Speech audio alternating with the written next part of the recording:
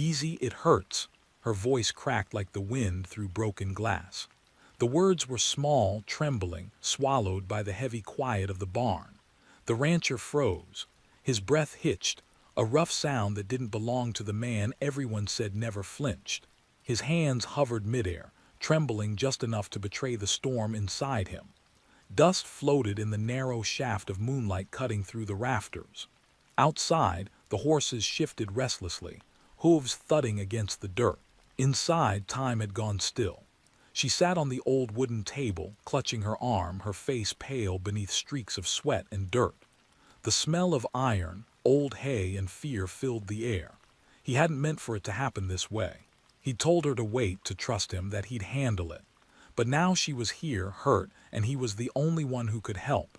His jaw tightened as he took a slow step forward. She flinched. His heart dropped a little lower. "Don't move," he said, his voice barely above a whisper. It came out rough but soft enough to sound like a promise. He crouched beside her, his fingers brushing against her skin. She winced.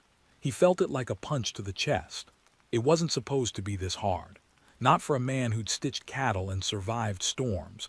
But this was different. Her pain made his hands clumsy, his thoughts slow. The lantern flickered. A bead of sweat rolled down his temple. She tried to smile through the pain, but it didn't reach her eyes. "You said it'd be easy," she breathed. He swallowed. The sound echoed too loud in the quiet. "I did," he answered, steady but hollow. Her eyes searched his, desperate for something, comfort, courage, maybe truth. He didn't know if he had any of those left. The old boards creaked under his boots as he shifted closer. The smell of the night seeped in through the cracks, cold air, damp earth, faraway rain. He reached for the bandage again, his fingers brushing her wrist. She tensed, every muscle trembling. "It'll be over quick," he murmured, almost to himself. She closed her eyes. The barn fell silent. Only their breathing remained, uneven, human, and full of everything they didn't say. The storm had passed hours ago, but the air still carried its weight, thick, damp, and restless. The barn creaked as the wind pushed against it, like an old man refusing to yield. He stood near the doorway, hat low over his eyes, watching the faint streaks of dawn blur against the horizon. The night had taken too much out of both of them. His hands, still trembling from before, hung loose at his sides. Every muscle in his body wanted to move, to fix what had gone wrong, but the quiet between them was too heavy to break. She sat on a bale of hay, wrapping her arms around herself. Her breathing had slowed, but the pain hadn't left her face. It wasn't just the wound, it was something deeper, something she couldn't name. Her dress was torn at the sleeve where he'd bandaged her arm, the cloth darkened with spots of blood.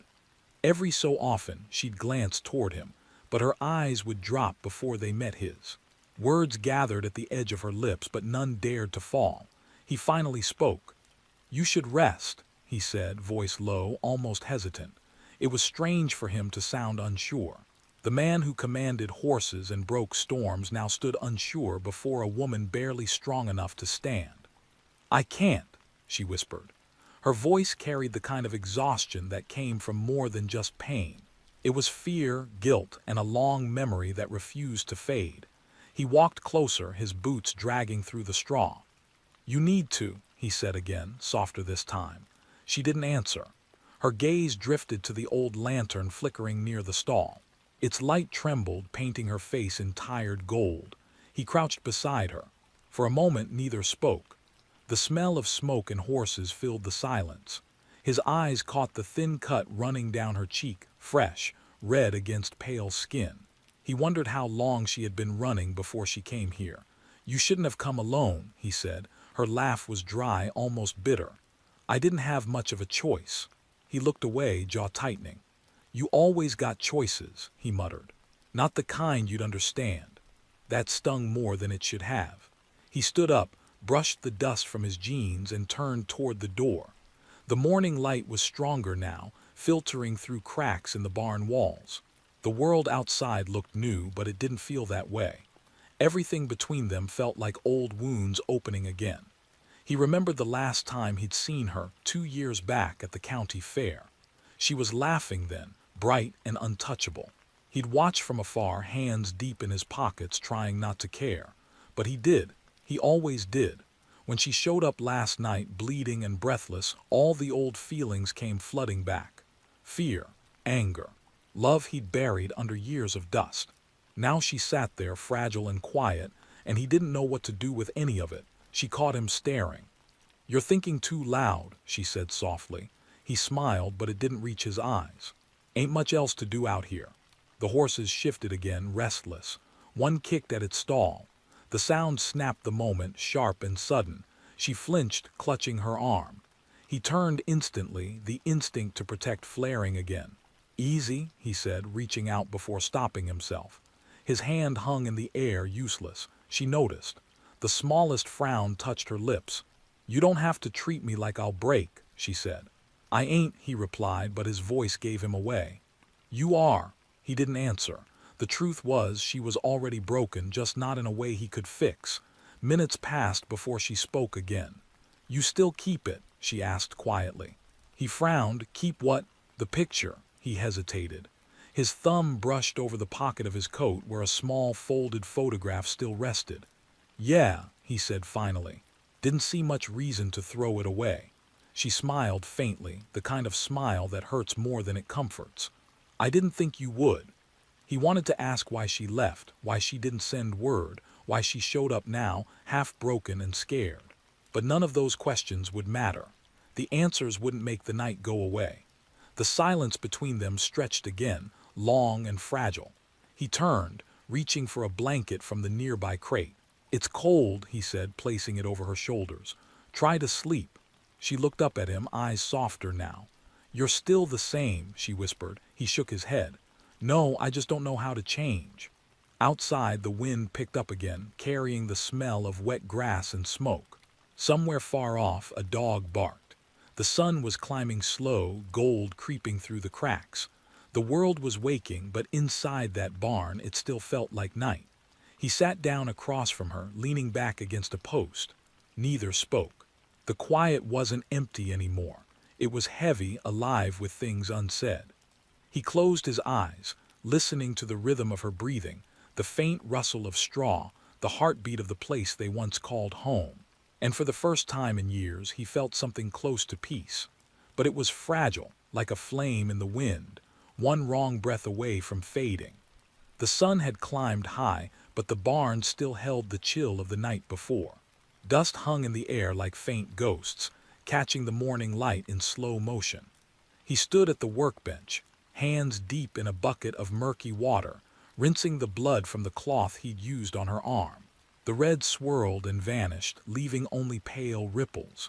His jaw clenched as he stared at them. It felt like watching guilt dissolve but never disappear.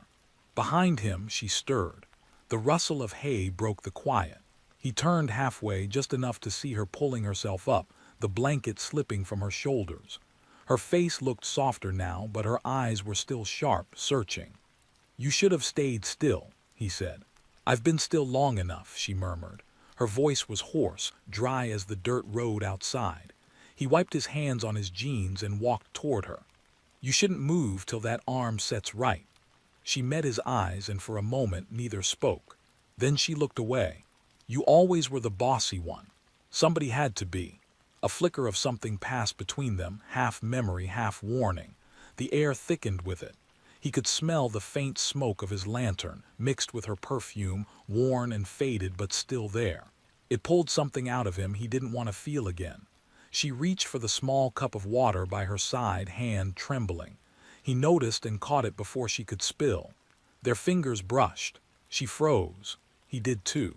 The silence between them buzzed like a live wire. "Thank you," she said quietly. He nodded, his throat too tight for words. He handed her the cup and stepped back, needing space. She took a slow sip, her gaze drifting to the crack in the wall where sunlight slipped through. "You ever think about leaving this place?" she asked suddenly. He gave a short laugh.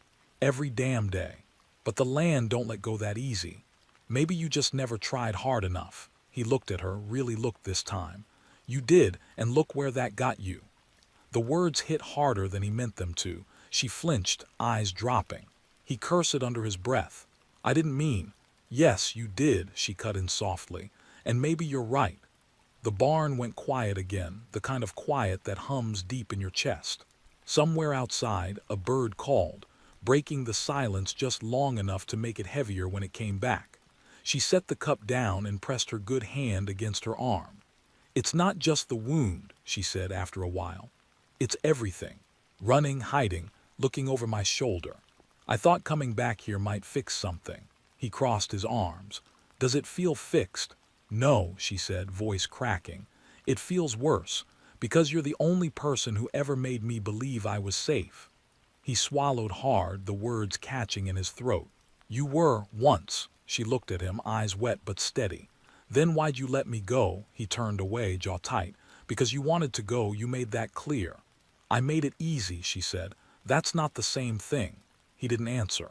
The truth of it hit too close. He'd spent years convincing himself she left because she wanted something better, something he couldn't give. Now he wasn't so sure. She shifted, wincing as her arm throbbed. He moved toward her again, instinct pushing past pride. Let me see, he said. She hesitated, then nodded. He kneeled beside her, gently unwrapping the makeshift bandage. The cut had bled through in spots, edges raw and red. He could feel her eyes on him as he worked. You got lucky, he murmured. Could have been worse. Doesn't feel lucky, he smirked faintly. You're still breathing, that counts. She studied his face, his hands, how careful he was, how deliberate. You've changed, she said softly. He looked up, surprised. How's that? You're gentler, quieter. The old you would have yelled at me by now. Maybe the old me learned something after you left. She smiled faintly. Like what? He met her gaze. That yelling don't fix what's already broke. Her lips parted, but no words came. He finished the bandage and tied it off, his fingers brushing her skin once more. This time she didn't flinch. You should eat something, he said, standing up. I'm not hungry. Don't matter, you need it. She looked at him with tired defiance, then sighed. You're still stubborn, he chuckled. Takes one to know one. The moment softened. For a brief second they were just two people in the quiet morning, pretending the past hadn't happened. But the illusion broke fast. She glanced toward the open door, where the light had grown brighter.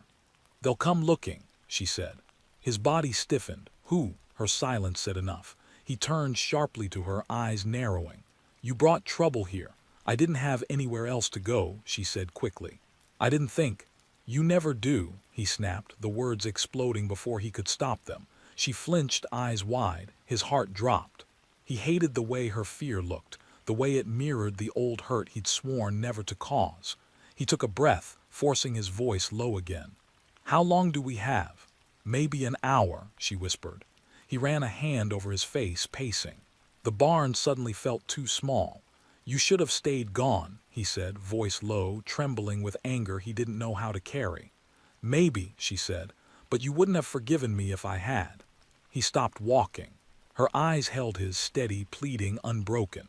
The truth in them hurt more than fear ever could.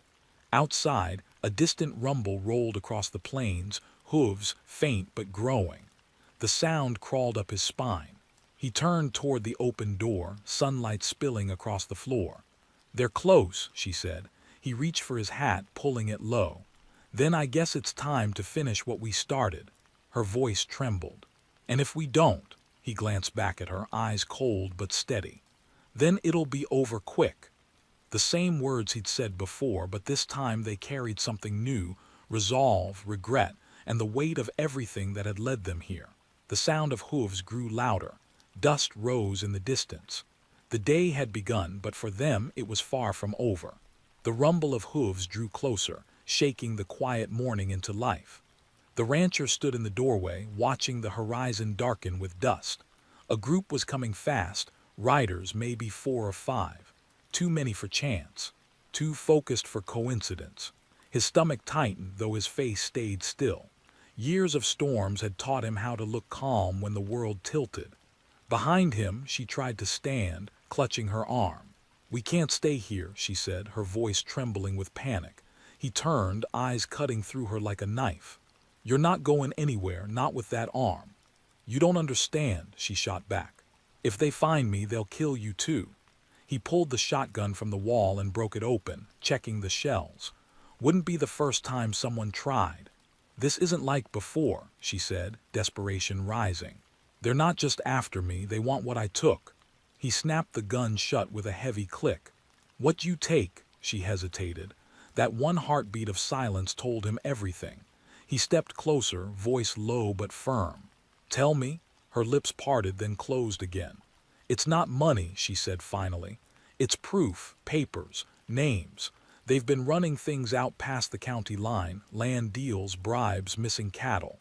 I found out too much, he exhaled, slow and sharp. And you brought it here. I didn't have a choice. Her eyes flared, fierce beneath the fear. You were the only person I could trust.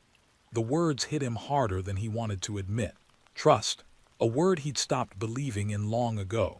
He stared at her, the ache between them thickening. Outside, the sound grew louder, closer now. He could hear the rhythm of the horses, the creak of saddles, men calling to one another. His pulse matched their pace. He looked back at her. Where is it? She pointed to her torn coat draped over the railing. Inside the pocket. He walked over, fingers brushing the fabric, pulling out a small bundle wrapped in a handkerchief. Papers smudged with dirt folded tight. He unwrapped them just enough to see signatures, ledgers, lists of names, big names. He felt a chill crawl up his spine. Lord help us, he muttered. You don't know what kind of fire you lit. Her eyes glistened. I didn't want to drag you into this. He tucked the papers into his vest. Too late for that now. The horses stopped outside. The barn filled with silence again, thick, electric. Then came the voice. Morning, rancher, a man's drawl, cold and mocking. We seen a lady headin' this way. You wouldn't have happened to spot her, would you? The rancher met her eyes. Stay quiet, he whispered. He motioned for her to move behind the feed barrels. She nodded and slipped into the shadows. He stepped out into the blinding light. The sun had risen higher, burning away the fog. 5 men sat on horseback, dust settling around them. Their leader, broad-shouldered, clean boots, the kind of man who smiled only when it hurt someone, held the reins of a black horse. The rancher squinted. You boys ridden early for a visit, the leader grinned. We're looking for something that don't belong to her. Figured maybe she came to you. You always were the charitable type. Can't help you, the rancher said flatly. Ain't seen anyone. The man's grin widened. That's so, mind if we look around? The rancher tightened his grip on the shotgun. Mind if I say no? Laughter rippled through the group, but it wasn't friendly. The leader leaned forward. You know, it's funny. You got a reputation for keeping to yourself, but people talk. They say you used to have company out here. A woman. She got a name. The rancher's jaw tightened. You're standing awful close to trouble, son. The man's grin dropped. You always did think you were bigger than the law. I don't think, the rancher said quietly. I just know when a man's lying.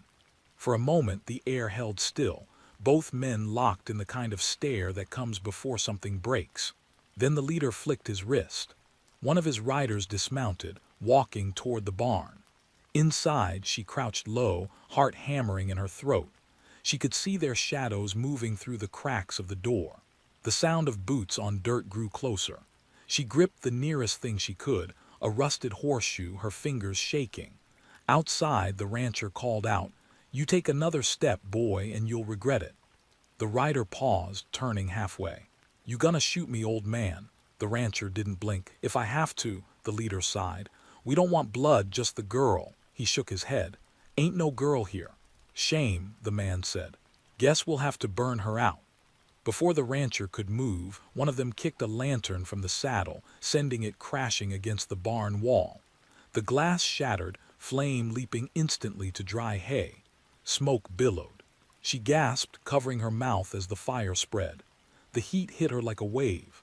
The rancher turned, shouting her name. Then he was running past the flames through the door. The smoke stung his eyes, but he could see her struggling to stand.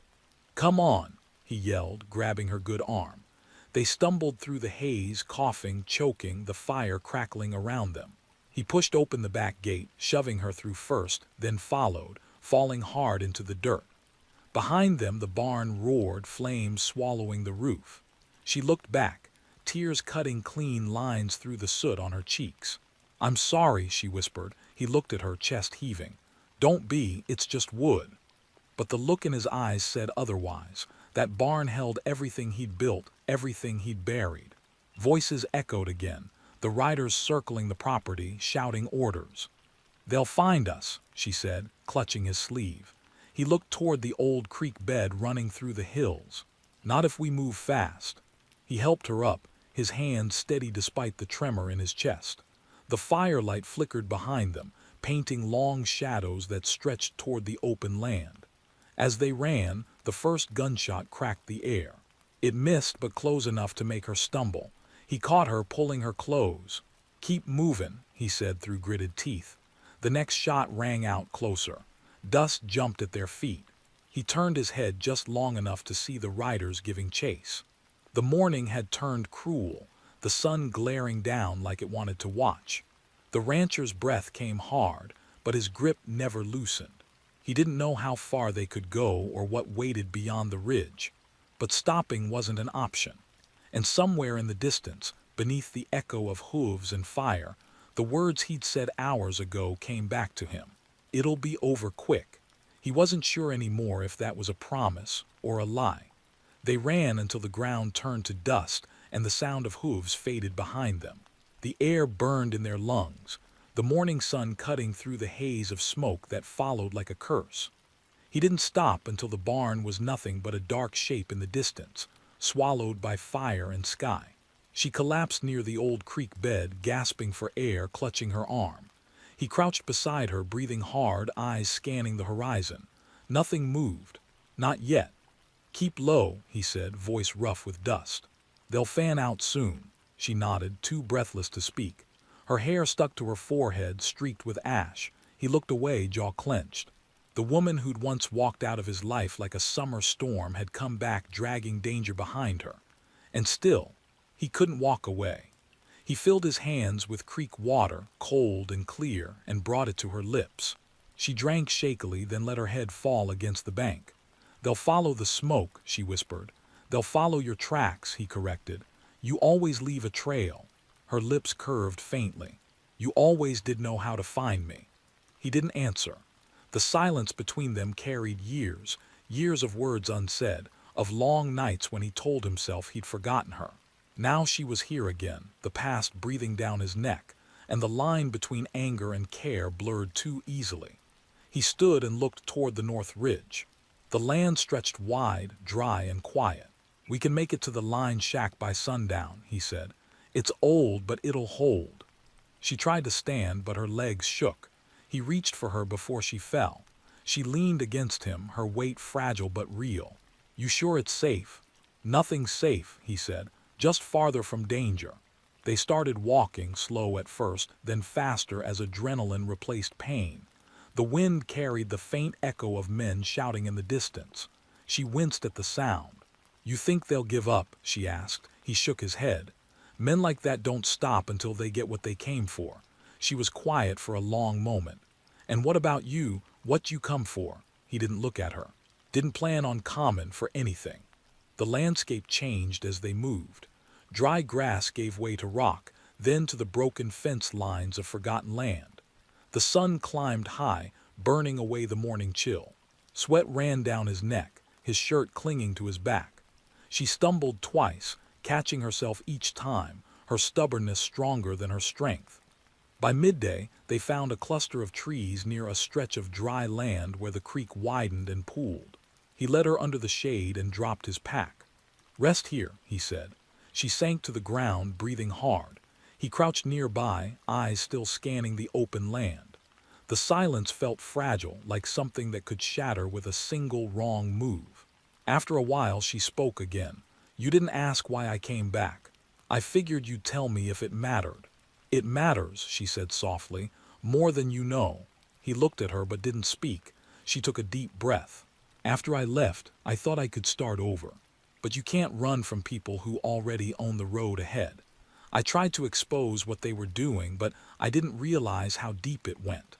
The sheriff, the banker, even the preacher, they're all in it. When I found out, they sent men to shut me up." He frowned.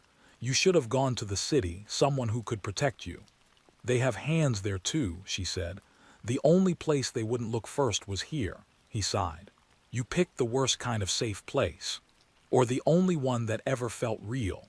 The words hung between them, too heavy to ignore. He busied himself by cleaning his gun, pretending the sound of metal and cloth was more important than what she'd said. The sun began to fall, painting the sky in bruised orange. The world looked peaceful again, but both of them knew peace didn't last. She leaned back against a tree, eyes half closed. Do you ever wish things had gone different? He paused. Every day. Then why didn't you stop me? He stared at her, jaw tight. Because I loved you too much to make you stay. The silence that followed wasn't empty. It was full of everything they'd never said. She blinked back tears, hiding behind a small, sad smile. He looked away, pretending not to see. The wind picked up, carrying the faint scent of smoke again. His gut tightened. They're close. She sat up, heart racing. How do you know? He pointed east. A thin thread of dust curled into the air, moving fast. Riders, 2, maybe 3, her breath caught. We can't run again. No, he said quietly. But we can make a stand. She looked at him, fear flickering with something else, trust. You think we can win? He loaded a shell into the gun, the sound crisp and final. Don't know about winning. Just know they'll remember trying. She almost smiled. That's the man I remember. He glanced at her, then nodded toward the trees. Stay behind me. If things go bad, you take the papers and run north. Don't stop for anything. She reached out, her fingers brushing his hand. You're not dying here, you hear me? He didn't answer.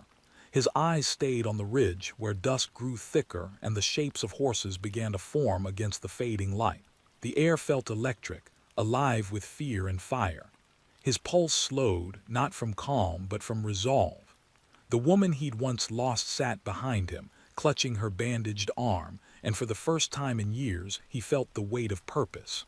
He adjusted his hat, the brim cutting a shadow across his face. You ready? He asked. She swallowed hard. I was born ready for the wrong things. He smirked faintly. Then this ought to feel familiar. The horses stopped not far from the creek, their riders scanning the land.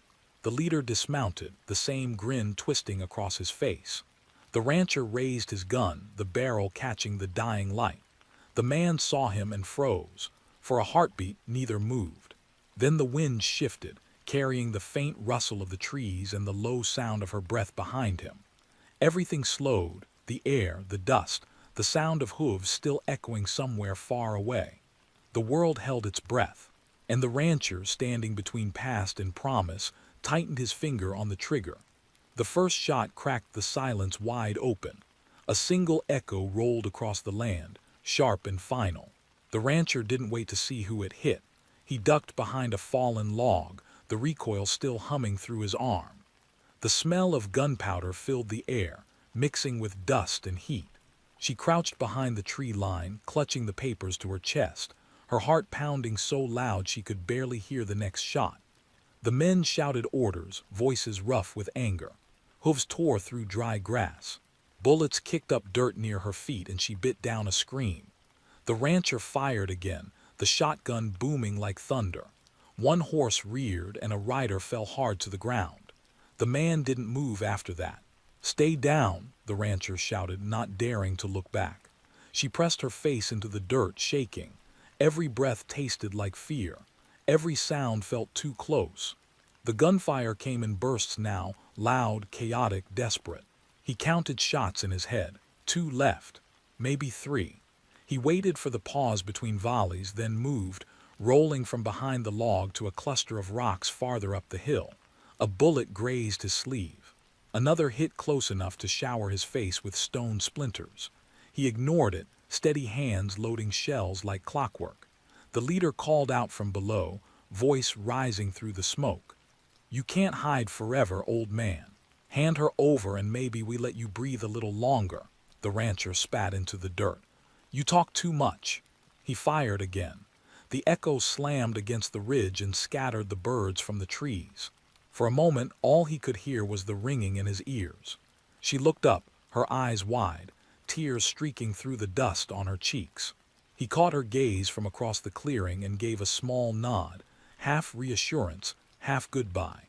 Then he turned back toward the sound of boots crunching in the brush. One of the riders had gotten close. The rancher waited until he saw the flash of movement, then lunged forward, tackling the man off his horse. They hit the ground hard, rolling through the dirt. The shotgun slipped from his grip, landing just out of reach. The man drew a knife, its edge catching the light.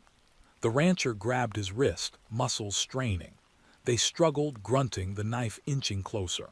He caught the man's shoulder and twisted hard, the sound of bones snapping clean through the air. The knife dropped. He swung once hard, fast. The fight ended. He staggered to his feet, breath ragged, blood streaking down his arm. The other riders were circling now, closing in. He picked up the shotgun, wincing, and aimed low. Another shot rang out, scattering one horse and sending its rider crashing to the ground. Then came the click, the sound no man wanted to hear. Empty. He looked down at the gun, then toward the creek. She was still there, still clutching the papers, watching him with a kind of terror that wasn't about dying. It was about losing him. He turned toward her. "Go," she shook her head. "I'm not leaving." "Go," he shouted again, louder this time, his voice cracking like the whip of the wind. "Head north, follow the water." She hesitated, tears blurring her vision. Then the next bullet hit the ground beside her and she ran. The rancher turned back, picking up the fallen revolver from the man he dropped earlier. It was half loaded. He checked the chamber, then fired once, clean shot, center mass. The third rider fell, only one left now, the leader. The man dismounted slowly, pulling a long-barreled pistol from his side. "You always did like playing the hero," he said, walking forward, boots crunching over dirt and stone. The rancher's hand tightened on the revolver. "Never liked it. Just didn't see anyone else fit for the part." The leader smiled, thin and cruel. "That girl ain't worth dying for. She's a liar, a thief. You don't even know what she took." "I know enough," the rancher said. The man raised his gun. "Then die with her secrets." They fired at the same time. The sound tore through the valley. The rancher stumbled back, the world tilting sideways. Pain flared hot through his shoulder, spreading fast. He hit the ground hard, dust filling his mouth. The leader fell too, clutching his side, his breath short and sharp. For a moment neither moved. Then the rancher dragged himself upright, arm pressed to his wound. The man on the ground was still alive, still reaching for his gun. The rancher kicked it away and leveled his own. The man froze, chest heaving. "She's got what you stole from everyone," the rancher said quietly. "You won't be getting it back." The man's eyes darkened. "You think you're saving her. They'll come for you both, they always do." The rancher didn't answer. The gun stayed steady even as his hand trembled. Then finally he lowered it. "Ride," he said, "and don't look back." The man hesitated, then crawled to his horse and climbed on, bleeding but alive. The sound of hooves faded again, this time heading away. The rancher watched until the dust settled, then let the revolver drop. He turned toward the creek, the world spinning. She was there, running toward him, eyes wide with panic. "You're hurt," she said, dropping to her knees beside him. He tried to smile, but it came out weak. "Ain't the first time." She pressed her hands against the wound, trying to stop the bleeding. "You shouldn't have stayed. Didn't know how to do anything else." Her hands shook. "You saved me." He looked at her, his voice barely above a whisper. "Didn't do it for saving." The light was changing again, the sun dipping low, painting the land gold and red. The air felt softer now, the wind calmer. She leaned closer, tears falling onto his chest. "You can't leave me again," she said. "Not like this." He reached up, fingers brushing her face, leaving a streak of dirt across her skin. "You'll be fine," he murmured. "You're tougher than you think." She shook her head, the words breaking. "Please, just stay with me." He didn't answer. His gaze drifted past her to the horizon, where the sky burned with the last light of day. Somewhere far off, the sound of thunder rolled again, distant, low, endless. She held him tighter, the papers still clutched in her other hand, crumpled and wet from her tears. He closed his eyes for a moment, listening to her heartbeat, steady and alive. And though the land around them lay silent and scarred, There was a strange kind of peace in that stillness, a fragile pause between the hurt and whatever would come next.